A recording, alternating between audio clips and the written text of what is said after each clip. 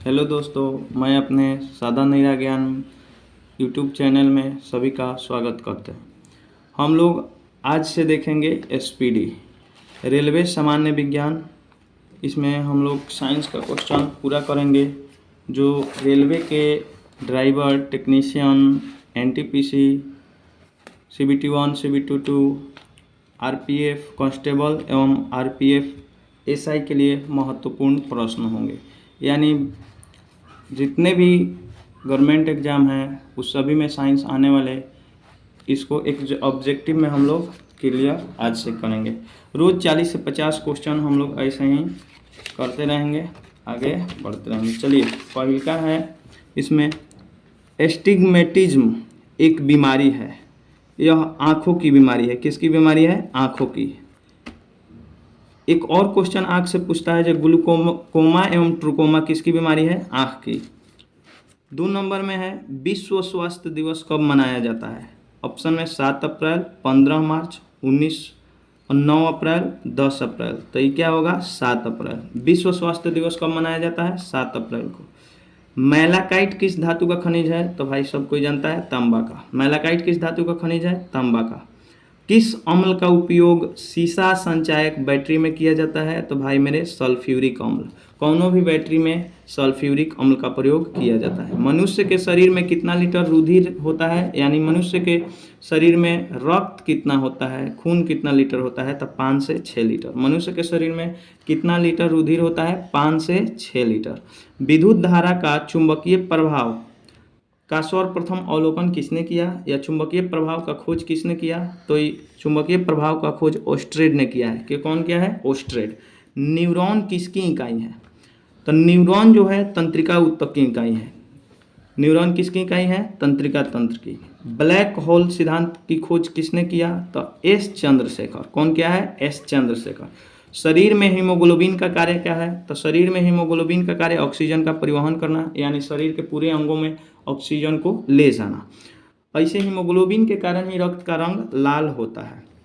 रेडियोधर्मी तत्व जिसका भारत में विशाल भंडार पाया जाता है वह क्या है? थोरियम। थोरियम में क्या है? रेडियोधर्मी तत्व है और भारत में इसका विशाल भंडार है। किसी मानव आँख की रेटिना पर बना प्रतिबिंब कैसा होता है? तो मानव आँख पर बना प्रतिबिंब भाई मेरे वास्तविक एवं उल्टा होता है। मानव आँख की रेटिना पर बनी प्रतिबिंब वास्तविक एवं उल्टा होता है। फोटोग्राफी में उपयोग किया गया प्रकाश संवेदी यौगिक कौन है? तो silver bromide. Silver bromide. Photography में किसका प्रयोग किया जाता है? तो कभी कभी क्वेश्चन पूछता है सिल्वर ब्रोमाइड। हमारे भोजन में संरक्षात्मक खाद्य पदार्थ क्या है? तो हमारे भोजन में संरक्षात्मक खाद्य पदार्थ विटामिन एवं खनिज है। कौन? विटामिन एवं खनिज। कह रहा है 1 ग्राम वाले पदार्थ का तापमान 1 डिग्री सेल्सियस बदलने के लिए आवश्यक ऊष्मा की मात्रा को क्या कहते हैं? तो भाई मेरे विशिष्ट ऊष्मा कहते हैं। 1 ग्राम वाले पदार्थ को तापमान 1 डिग्री सेल्सियस बदलने के लिए आवश्यक ऊष्मा की जो जरूरत पड़ती है उसी को विशिष्ट ऊष्मा कहते हैं। पीतल किसका मिश्रण है? तो पीतल तांबा और जस्ता का मिश्रण है।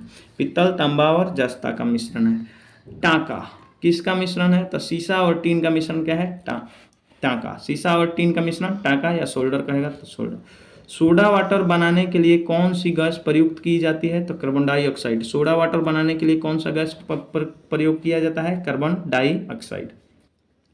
वह उपकरण जो विद्युत ऊर्जा को यांत्रिक ऊर्जा में बदलता है, यानी विद्युत को यांत्रिक ऊर्जा में बदल देता है, वह क्या होता है? मोटर। वह क्या होता है? मोटर। गतिज ऊर्जा का अभिव्यंजक, यानी गतिज ऊर्जा का सूत्र पूछ रहा है तो गतिज ऊर्जा बराबर क्या होता है? Half mv²। गतिज ऊर्जा बराबर हाफ mv²। प्रतिध्वनि किस कारण सुनी जाती है? तब आप जानबे करते हैं ध्वनि का परावर्तन के कारण। प्रतिध्वनि किसके कारण सुनाई देती है? ध्वनि का परावर्तन के कारण। पानी से भरे एक बर्तन में बर्फ का एक टुकड़ा तैर रहा है। पूरी बर्फ के पिघलने पर बर्तन का जल स्तर कैसा रहेगा? तो अपवर्तित रहेगा, क्योंकि बर्फ द्वारा हटाई गई जो पानी है उसी में बर्फ पिघलकर उसी का जल स्तर को भर देगा। इसलिए पानी में भरे एक बर्तन में बर्फ का टुकड़ा जब डाल दिया जाएगा तो बर्फ के पिघलने के बाद भी उतना ही पानी रहेगा जितना पहले। दो समांतर दर्पण के बीच धातु के एक गोलों को रखा जाता है तो इससे बने प्रतिबिंब की संख्या कितनी होती है? तो अनंत होती है, यानी असंख्य होती है। दो समांतर दर्पण के बीच में कोई भी वस्तु है तो उसका प्रतिबिंब अनेक बनेगा। सार्स बीमारी में अक्षर ए निरूपित किया जाता है तो SARS severe acute respiratory system होता है, सिंड्रोम होता है, तो इसमें एक्यूट होगा। क्या होगा? एक्यूट। सार्स बीमारी में अक्षर ए का निरूपित क्या करता है? एक्यूट। डिप्थीरिया बीमारी प्रभावित करती है तो डिप्थीरिया गला में होता है। किस में होता है भाई मेरे? गला में। डिप्थीरिया बीमारी किस में होता है? गला में। डिप्थीरिया बीमारी किस में होता है? गला में। इसमें क्या होता है? गला सूज जाता है। आइए, सरल यांत्रिक लाभ वाले लीवर में क्या होता है? तो प्रयास और फलक्रम के बीच भार होता है। सरल यांत्रिक लाभ वाले लीवर में क्या होता है? प्रयास और फलक्रम के बीच भार होता है। जब लिफ्ट ऊपर की ओर जाती है तो आदमी का भार वास्तविक भार से क्या होता है? थोड़ा ज़्यादा, इसमें गलत दिया है, ज़्यादा प्रतीत होता है अगर असमान त्वरण के साथ जाएगा तो, और नीचे जाएगा तो कम भार प्रतीत होता है। चलिए 27 नंबर क्वेश्चन को हम देखेंगे। निम्न में से कौन से रंग का तरंगदैर्घ्य सबसे अधिक होता है? तो भाई मेरे लाल रंग का तरंगदैर्घ्य सबसे अधिक होता है। लाल रंग का तरंगदैर्घ्य सबसे अधिक होता है, इसलिए इसका प्रयोग हम यातायात के या सिग्नलों में करते हैं।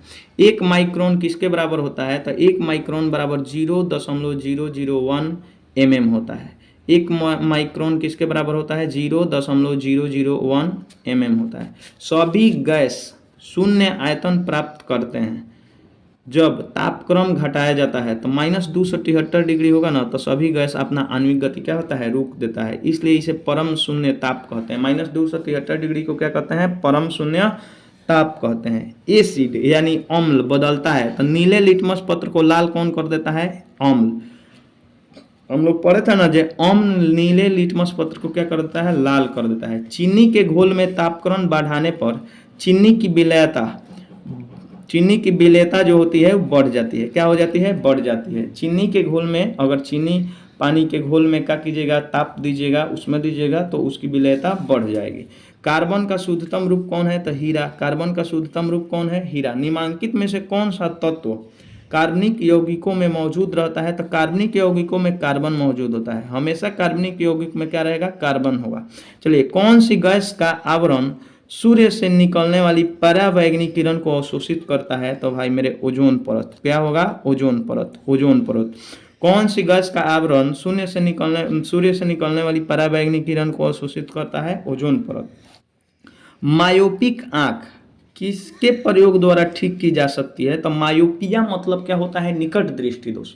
और जब निकट दृष्टि दोष होगा तो निकट की वस्तु साफ साफ दिखाई देगी लेकिन दूर की वस्तु नहीं दिखाई देगी, इसलिए इसमें अवतल लेंस का प्रयोग किया जाता है। किस लेंस का प्रयोग किया जाता है? अवतल। मायोपिया को ठीक करने के लिए अवतल लेंस और हाइपरमेट्रोपिया को ठीक करने के लिए उत्तल लेंस।